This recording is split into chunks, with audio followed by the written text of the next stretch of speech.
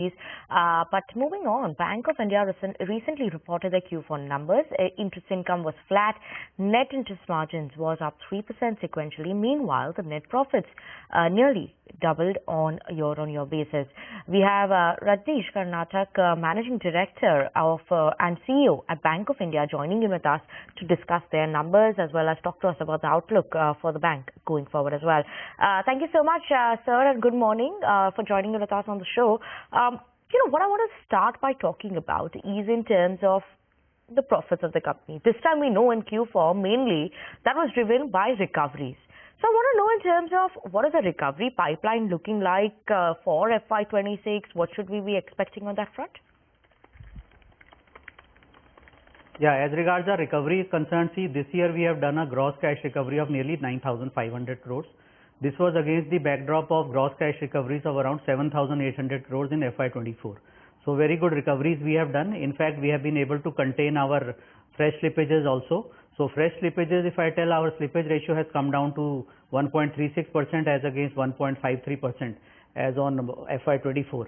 So this year also, if I tell you our gross cash recovery internal management target, we have kept it around 11,000 crores on the cash recovery, which will help us overall improving our operating profit and net profit in FY26. So 11,000 crores is what you are anticipating as recoveries in FY26. Mr. Karnatak, good morning. Thank you for joining in. But on the other side, sir, your yields, your NIMs are on a bit of a downtrend, and with the economy currently heading towards a lower interest rate scenario, what is the kind of margins that you are anticipating, A, for the first quarter and B, for the full year as well? So our NIM is at 2.82% global NIM as on FY25, and it has come down by 15 basis point only on a YOY basis. Now, if you see our domestic NIM, it is at 3.10%, which is quite healthy.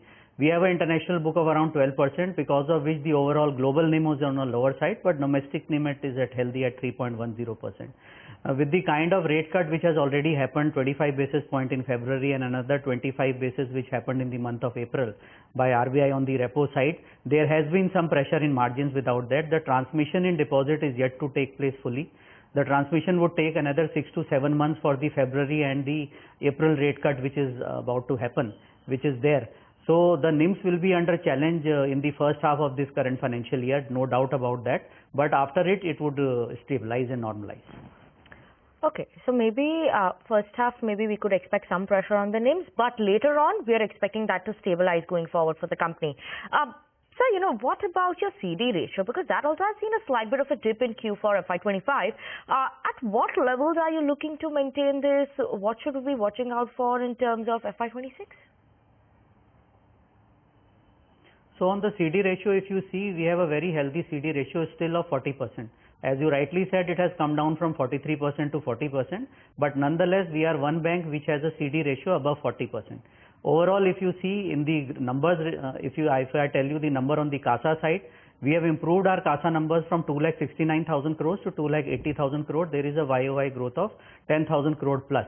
As a strategy, we are very clear that on the domestic deposit side, we want to keep our bulk deposits within 14%. We are at somewhere around 13.8% only as on FY24, and majority of our domestic deposit will be either CASA deposit or retail term deposits, through which we will be able to contain our cost of deposits, which presently is also at a very healthy number of only 4.90%.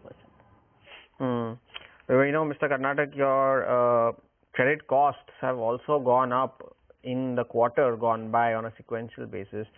What are the credit cost trends looking like currently in this quarter, and what do you expect them to be for the full year as well?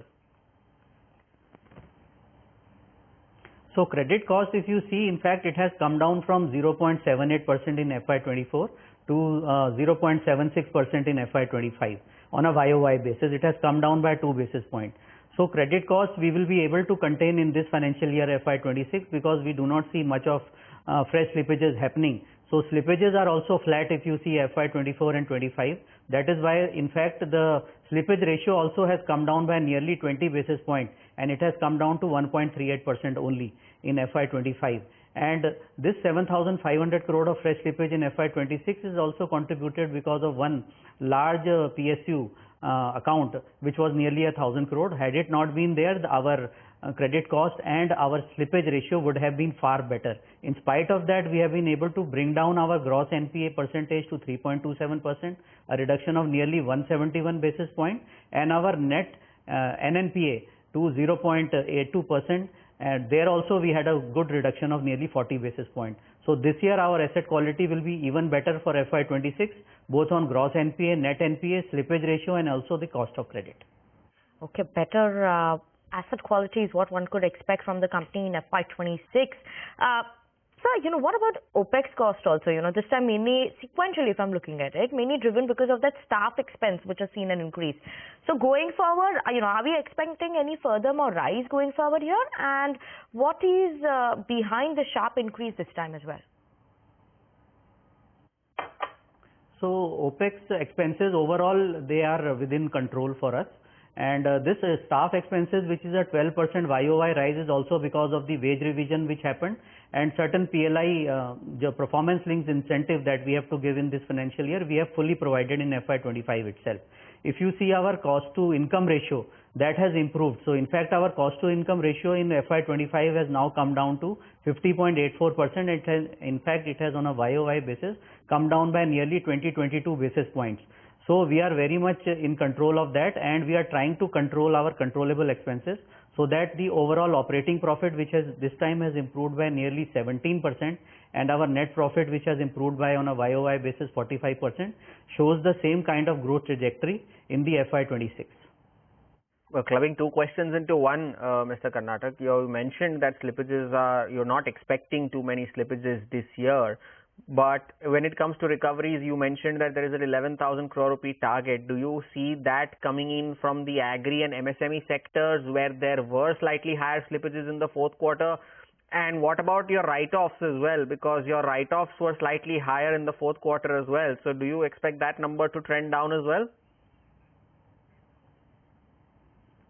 So we have done very good recovery in the return of accounts.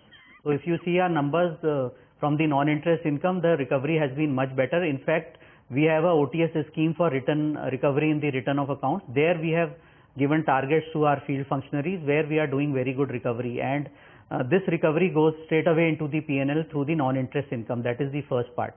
So other part being whether we'll be able to do better recovery overall. As I said that yes, around 11,000 crore of gross cost recovery we are targeting for ourselves. And this year we have done a recovery to fresh slippage of nearly 1.25%, which was only 1.10% in FY24.